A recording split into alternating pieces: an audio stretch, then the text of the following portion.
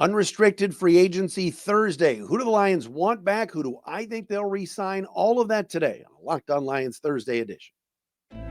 You are Locked On Lions, your daily Detroit Lions podcast. Part of the Locked On Podcast Network, your team every day.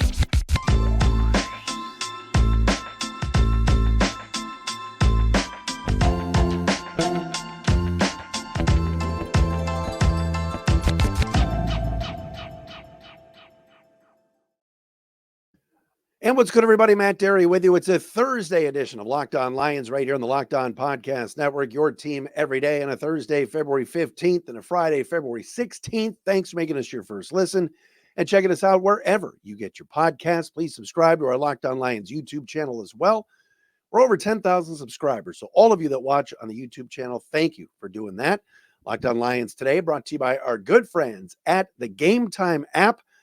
Download the Gametime app, create an account, use the code LOCKEDON, LOCKEDON, for $20 off your first purchase. You can follow us on Twitter at Derry Speaks, at Locked On Lions on Twitter, Matt Derry Facebook fan page, and also, as I mentioned before, on Threads at The Real Matt Derry. All right, special Thursday show here, because what we're going to do today is talk about the Lions' 20 unrestricted free agents that they have. We're not going to talk about street free agents. We're not going to talk about ERFA free agents or restricted, just the 20 guys that are free to sign with any team and can also come back to the Lions, which makes that job difficult for Brad Holmes because he's got to obviously recruit his own guys that he wants back. Also tell certain players that have been with the team for a while that maybe they should shop their wares elsewhere. He's maybe already had those conversations, but there's 20 names on this list. One, we already know their future. And I kind of want to go over offense, defense, and special teams and have that discussion today right here on Locked On Lions. So we will do that. First and foremost, when you talk about free agency and you talk about Brad Holmes, he has had a certain philosophy for the first 3 years. The guys that he's wanted to keep, I'm not going to say that all of these players, such as Alex Anzalone or bringing back Graham Glasgow, who was here before, or re-signing Charles Harris after he had kind of a one-year show us deal a couple of years ago. But all of these players have taken pay cuts. All of these players have taken team-friendly deals. And I'm not going to say that every single player is going to give the Lions a hometown discount. I'm not saying that. But what we've seen from Brad Holmes the first 3 years as general manager of the Lions has been smart spending, not going crazy with salary, fitting everything within a certain parameter, right? The Lions haven't been near the top in spending, but they haven't been near the bottom either. And they've developed their best players through the draft, right? Which means guys like Amon-Ra St. Brown, Penei Sewell, Aiden Hutchinson, Aleem McNeil are all going to eventually, their rookie contracts are all going to run out. Eventually, the Lions are going to have to spend a lot of money to keep them. But this group of unrestricted free agents, at least right now, it does not fall into that category. All right. I'm going to go over each and every one, but I'm trying to look right now and see if there's somebody that could break the bank. We had the discussion last week about Jonah Jackson, and we'll get to him. He's likely going to be the most expensive, but because there are tons of starting guards, tons of them in this marketplace and in this free agent shopping spree that's going to take place in a few weeks, Jonah Jackson might not be making the kind of money that I think Jackson nor his agent think he's going to make. All right. Coming off of a Pro Bowl year a couple of years ago, you looked up and said, wow, Jonah Jackson could be commanding between $15 and $20 million a year as a Pro Bowl guard. And over the last couple of years, he has not had the kind of seasons that he had the first 2 years that he was with Detroit. So we'll have to see. Remember, this was a guy that was drafted by Bob Quinn, but has been here for 4 years and is going to deserve double-digit millions. But the question is how much? And as we talked about last week, and we touched on it with what Brad Spielberger and PFF wrote, he's only the 94th ranked free agent in the top 100, according to Pro Football Focus. Now, other teams may have a different grade on him than Brad and the folks at PFF did. There might be a team that goes out and overspends on Jackson to pluck him away from Detroit. That's a possibility. We'll go through all the guys on offense, defense, and special teams, and I'll comment on each and every one of them right here on Locked On Lions on this Thursday edition. Let's start with the one guy that we know is not coming back for sure, and that's Teddy Bridgewater. He's unrestricted, but he's retiring. Teddy Bridgewater is done with the NFL, mid-30s, has had a really good career, and now he wants to coach, and he's going to coach his high school down in Miami, where he's from and where he played, and now he's going to be the head coach and hang him up after a stellar NFL career that saw him bounce around a little bit from Minnesota, New Orleans, Miami, and of course with the Lions. But he was a great mentor for Hendon Hooker. He's still going to be. When the Lions lost to the Niners a couple of weeks ago, you saw him and Dan Campbell kind of walk out with their arms around each other from the locker room. Bridgewater was only here for a year and didn't play a whole heck of a lot. Rarely took any snaps this year, but I can think off the top of my head the Ravens game just in garbage time. But other than that, was just a mentor for Jared Goff and for Hendon Hooker, and we wish him the best. So that's one that we know is not leaving, nor is he staying. He's retiring. Also on the list, if you're going to talk about offense, let's go there first, is Nate Sudfeld. I'd have to figure that he would not be back. Nate Sudfeld was the backup quarterback 2 years ago. Again, all we saw of him was preseason football, and it wasn't very impressive. It wasn't pretty. And I think it got to the point, especially this preseason, where Nate Sudfeld struggled so much that the Lions knew they needed a better insurance policy for Jared Goff, and then went out and spent $5 million to get Teddy Bridgewater rather quickly. And then Bridgewater played in some of the preseason games, of course. Sudfeld relieved him.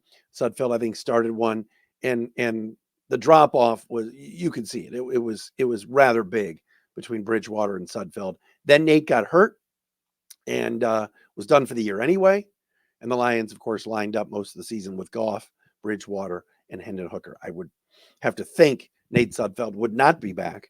Hooker would be the backup quarterback, and the Lions would sign a different veteran to be their third guy. Is there a chance Sudfeld comes back as the number 3 because the team likes him a lot? Yes. Of course, David Blau is another guy that the Lions like that was basically with the team all year on the practice squad. We'll have to see. But I would guess that Nate Sudfeld would not be back. The next guy is Josh Reynolds. And this one's kind of tricky because when you look at the wide receiver Josh Reynolds, you see a player that every year has gotten better and has tremendous chemistry with Jared Goff. All right. Not going to break the bank. Not going to be a guy that I would think other teams are going to spend a lot of money on. And if you would have told me going into the NFC Championship game, would you re-sign Josh Reynolds or not? I think 99 out of 100 of you would have said, oh, yeah, you got to have Reynolds back. Goff loves him. They've got a great chemistry. He catches the football. Bring him back, especially at a position of wide receiver that the Lions don't have a ton of depth. Right? They like what they have, certainly in Amon-Ra St. Brown. Jamison Williams is coming back. Khalif Raymond, they like but was hurt. Reynolds, Antoine Green, the rookie, played a little bit. They had Donovan Peoples-Jones, but this wasn't the deepest wide receiver group by any stretch of the imagination. Then the NFC Championship game happened, and Josh Reynolds had his worst game on the biggest stage. Everybody saw it. He had 2 huge drops in that game. One was a little bit behind him on that 4th down, but he still could have made the play. And then the huge 3rd down on the slant that he just flat out dropped right in his breadbasket. I still see a scenario where the Lions bring him back. I do. I like Josh Reynolds. And there's something about him and Goff that really works well together. You could tell how much the organization liked him during that last regular season game when they were throwing him the football on those quick outs to get him his bonuses. So I think Josh Reynolds will come back. I don't think it's going to be any kind of 2 or 3 year deal or 3 or 4 year deal, maybe 1 or 2 years.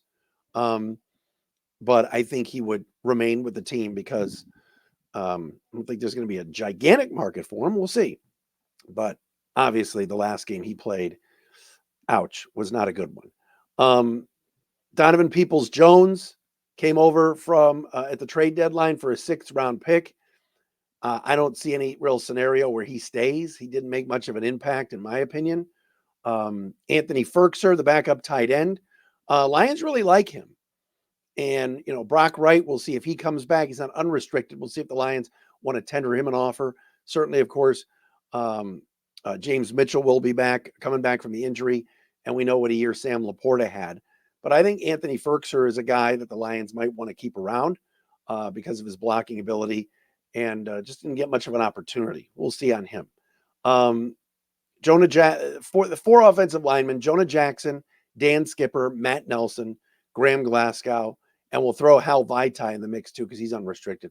I want to get into those guys. We will do that coming up next right here on Locked On Lions on the Locked On Podcast Network.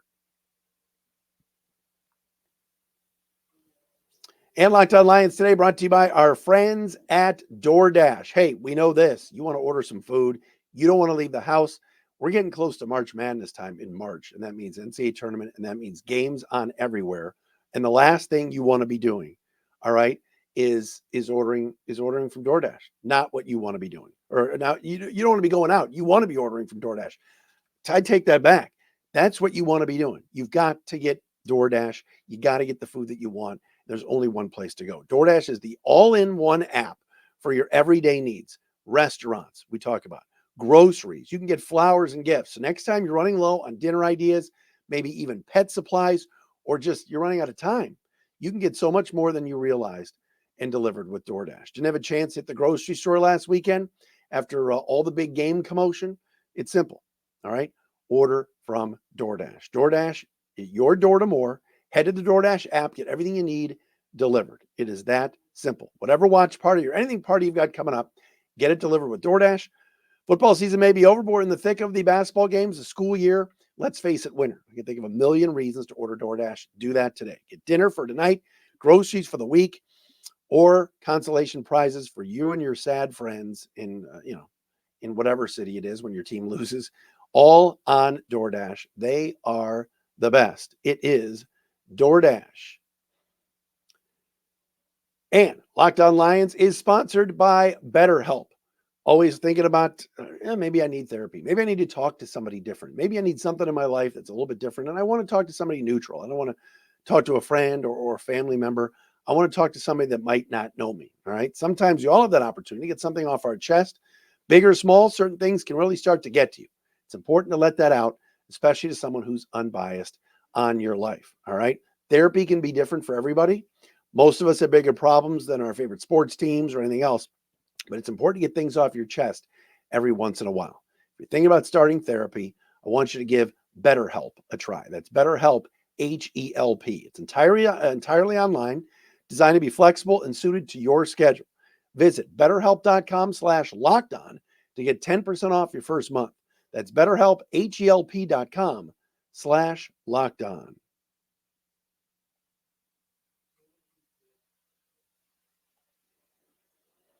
All right, UFA Thursday. We're talking about all of the unrestricted free agents for the Lions. I mentioned before about the offensive linemen. There are 5 to discuss today, and those are Dan Skipper, Matt Nelson, Graham Glasgow, Halapoulivaati Vaitai, and Jonah Jackson. Let's start with Jackson. We already dove into this a little bit in the open. I'd love for the Lions to bring him back. When the Lions are good and really clicking, it's when that offensive line is moving people around. You see the chemistry that the Lions have when they go from left to right with Decker, Jackson, Ragnow, Glasgow, and certainly Penei Sewell. Sewell's the best right tackle in football, in my opinion. Frank Ragnow, to me, is the best center in the league. But you know what? Jonah Jackson's a really solid left guard. Might only command 3 years and around $30 million, where you'd be spending $10 million for him a year. Numbers have gone down a little bit if you listen to PFF, but still, the Lions are not as good when Jackson has missed games, and other guys like Awoshika or Sorsdal or whomever have had to play left guard. I thought weeks and weeks ago that this might be an opportunity for the Lions to have to let somebody walk because they've got players to re-sign. They've got to bring back Jared Goff. Got to figure Taylor Decker's going to want a new deal. Graham Glasgow, you want to maybe give multiple years to now. And so the Lions have to make some decisions. But I think Jonah Jackson is worth keeping just for the chemistry along the offensive line. Same goes for Graham Glasgow. He signed a 1-year kind of prove-it deal this year for just over $2 million. His base salary, I think, was only around 1.25 or 1.75. Glasgow made it a point. He told Justin Rogers of the Detroit News after the season, I'm going to need a raise. All right. Giving Graham Glasgow multiple years and a little bit of a raise from what he was only making, which is a couple $1 million, should not be that difficult. All right. Offensive line, premium spot. You want to keep both your guards around. Yes, the Lions could upgrade. Yes, a Dalton Reisner or somebody else in free agency, a Feliciano, somebody like that could end up with the Lions. But Graham Glasgow belongs in Detroit. He does. He's a Lion, and he wants to be here. And it's important to have a veteran like that next to Sewell and Ragnow. I would keep Glasgow around. Halapoulivaati Vaitai signed a big contract with Bob Quinn and company years ago. I don't see any avenue that he comes back. There's no spot for him, and he'll go somewhere else. Dan Skipper's interesting. He always seems to be on the team. There always seems to be a Dan Skipper sighting. Even if he doesn't make the team out of camp in August, he always seems to find his way back. Good veteran that can play all the positions, guard, tackle. Heck, you could probably throw him at center. He could do that. Matt Nelson, I think, would be gone. He's been a backup. He got hurt this year. I don't see a scenario where they bring him back. On defense, some very interesting names here on this list, and a few guys that started games this year for the Lions. You got to start with Tyson Alualu, who's 36 years old, was kind of a stopgap this year on the interior of the defensive line, played pretty well toward the end of the year and made some tackles in the Niners game. If he's willing to take another one-year deal for not a lot of money, maybe you bring him back. The Lions don't have a ton of depth at that spot. 2 edge rushers, and these are interesting names, Romeo Okwara and Charles Harris. I think the Lions can upgrade here. I think the Lions can do better. Romeo Okwara had a really good Lions career. So much so that years back, after a 10-plus sack season, he signed a 3-year, $39 million deal. They had to keep him, and the Lions did. It was one of the first moves that Brad Holmes made. Well, that contract's now done, and he's a player that is not the same. Took a pay cut this year, which was nice, but I don't see a scenario where Romeo Okwara is back. He just didn't perform. Neither did Charles Harris. Charles Harris now has been here multiple years, but he was deactivated for the biggest games this year. And as a veteran, I think you got to get younger at that spot. I think you got to upgrade at that spot in terms of talent. So I don't see Romeo Okwara or Charles Harris coming back. Linebacker, Jalen Reeves-Maybin. You got to pay the man. Special teams captain, special teams all-pro, Pro Bowler. And I'll tell you one thing, Jalen Reeves-Maybin played really, really well as a backup linebacker this year. When there were injuries and guys went down or guys weren't playing well, Jack Campbell was a little bit lost. They put Jalen Reeves-Maybin out there in a couple of games.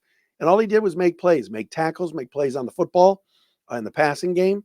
So, JRM is a guy I'd love to see the Lions bring back. Now, he may get an opportunity to play more on defense for a team and be a special teams captain on like a younger team that needs leadership, and they may pay him more than the Lions would. But this is a guy you just feel like is a Lion, and hopefully they can find a way to bring him back. 4 defensive backs on this unrestricted free agent list right here on this Thursday Locked On Lions that I wanted to bring up. Number 1 is Kindle Vildor. This was a weird story this year. Lions had injuries in their secondary. They needed upgrades at cornerback. Jerry Jacobs was struggling, and the Lions went out and signed Kindle Vildor, the former Bear, basically off the street. And then immediately he started playing and started starting and played a lot. He will be remembered, unfortunately, for the doink off the helmet that bounced up in the air. And Brandon Ayuk caught the deep ball that really kind of turned that NFC Championship game around. I think the Lions have somebody in waiting, and Stephen Gilmore, that didn't play at all this season, was inactive every single week. I think they want to give him a chance next year. I think they'll draft cornerbacks. So I don't think Vildor will be back. Emmanuel Mosley is interesting. Signed a 1-year, $5 million deal with the Lions. After a torn ACL with the Niners, he was expected to come in, heal, and be that opposite starter of Cam Sutton. He got back after rehab and tore his other ACL. I'd love to see Mosley come back, rehab, and be on this team. He stuck around. He was coaching up the guys on the sidelines. I see Mosley getting another 1-year deal and staying with the Lions. And why not stay with Detroit? Or a Super Bowl contender. Will Harris, long time with this organization. Former draft pick of Bob Quinn, but never played this year. And they could do better than Will Harris. I think he's going to be gone. And then the big name that everybody's, talking about is Chauncey Gardner-Johnson. He disappointed me this season. He was incredible during training camp and during the preseason. And this was a guy that at the start of the year, and I thought he played well in week 1 against the Chiefs. He was a guy at the start of the year that you looked up and said, this is the leader of the secondary. This is exactly what the young guys need. A Kirby Joseph, a Brian Branch, an Ife Melifonwu. They're all going to learn from CJ Gardner-Johnson. He's going to be great. Got hurt, of course, and was out for a good chunk of the season. He came back, did not play well at the end of the year. And then, the waving goodbye to the Niners fans before the game was even over. The trash talking of Deebo Samuel, telling the media when he finally came back that he's not a rotational player. He came back to start. He wasn't real happy about having to split time with Kirby Joseph and Ife Melifonwu. That's not a guy I want in this locker room. All right. Now, the Lions will tell you that he was fine, that he behaved, and all the guys liked him. But there's a reason why he's bounced around. And I think the Lions have their safeties now with Melifonwu and with Kirby Joseph. And, Gardner-Johnson's kind of a hybrid guy. They got Brian Branch, and he's been so good that I don't think they need CJ Gardner-Johnson. Special teams. Yes, let's get to that coming up next, because that is a discussion that I always love having, especially when it comes to discussing kickers. You know how much I love talking about Brad Holmes and why he just doesn't care about kickers, but we will do that. It's true. We will do that coming up next, right here on Locked On Lions. Brought to you today by our friends at Gametime. You shouldn't have to worry when buying tickets to your next big event. It might not be a sporting event, could be music, could be comedy, could be theater. Gametime is the fastest and easiest way to buy tickets for whatever your need is. Killer last-minute deals, all-in prices, views from your seat, which I love, and their best price guarantee. Gametime takes the guesswork out of buying tickets. Best thing I love is that view from your seat in the venue. You go to the app, you get it. You look on there and you say, all right, what's section 211? What does this look like? It'll show you in the arena or in the stadium where exactly you're sitting, and it even moves left and right to give you that view that you want. Find exclusive flash deals and sponsored deals on tickets for football, basketball, baseball, concerts, comedy, theater, and more with Gametime. Download the Gametime app, create an account, and use code LOCKEDON for $20 off your first purchase. Terms apply. Again, create an account and redeem code LOCKEDON, LOCKEDON, for $20 off. Download Gametime today. Last minute tickets, lowest prices guaranteed.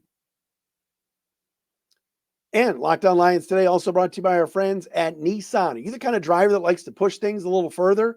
Ever wonder what adventure could be around the next corner? Well, our friends at Nissan have a lineup of SUVs with the capabilities to take your adventure to the next level. The 2024 Nissan Rogue is awesome. It's perfect for city drives and great escapes. Class exclusive Google built-in is your always updating assistant to call on for almost anything. All right. Gone are the days of connecting your phone to your car. Google Assistant, Google Maps, Google Play, it's all there. The Google Play Store are all built right into that 12.3-inch HD touchscreen infotainment system right there in the car. The 2024 Rogue is the perfect midsize crossover for your next adventure. How about the 2024 Nissan Armada? Will change what you expect from a full-size SUV. Picture a rugged 4x4 that can seat up to 8 in first-class luxury and style. Tow bigger and explore further with 2024 Armada. Take the Nissan Rogue, Nissan Pathfinder, or Nissan Armada and go find your next big adventure. Shop NissanUSA.com.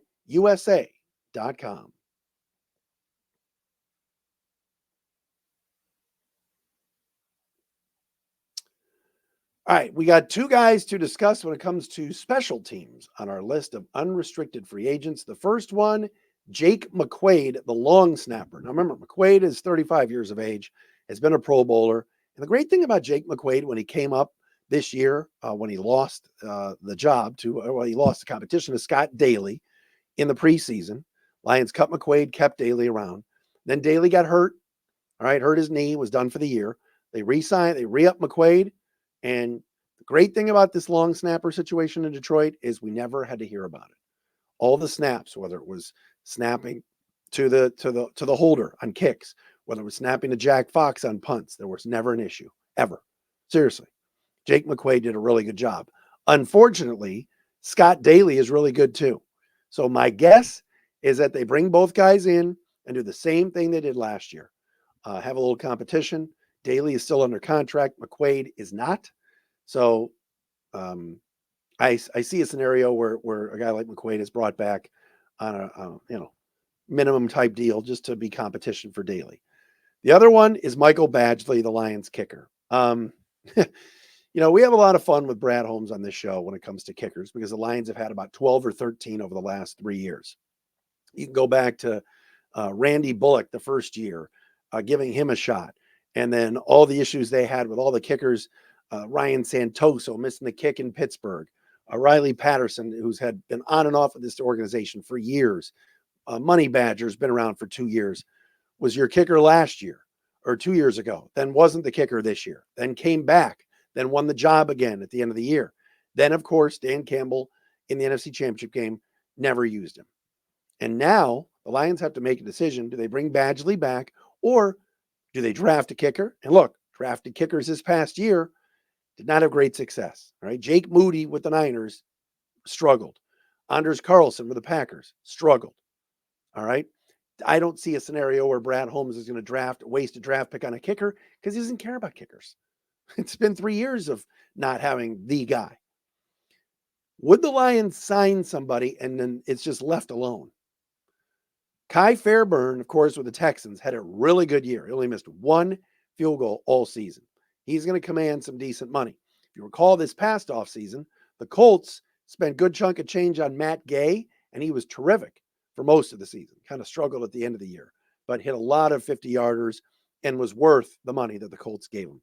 Could there be a scenario where Holmes looks up and says, we're going to go sign Fairburn or Greg Zierlein or any of the other UFA kickers that are out there, Will Lutz from the Broncos? We'll see. Chase McLaughlin's available. I don't see it. I don't. Would not surprise me if both Riley Patterson and Michael Badgley were back again for a competition in the summer. That would not surprise me. But yes, the Money Badger is an unrestricted free agent. All right, that's the list. Must-haves and must-bring-backs. To me, if you can get Jonah Jackson and Graham Glasgow to come back, you got Jalen Reeves-Maben coming back, and Emmanuel Mosley, I'd be good with that. And Josh Reynolds, too. The must-haves to me are the offensive linemen, are Glasgow and Jackson. But again, Jonah may outprice himself and go somewhere and make a lot more money. You definitely want Glasgow back. You don't want both to leave. And then you've got to fill 2 spots on that offensive line, which right now the Lions don't have to fill. But again, they could sign another free agent or draft somebody. So we'll have to wait and see. That's our Thursday edition of Locked On Lions right here on the Locked On Podcast Network. Thanks for making us your first listen. Checking us out wherever you get your podcasts.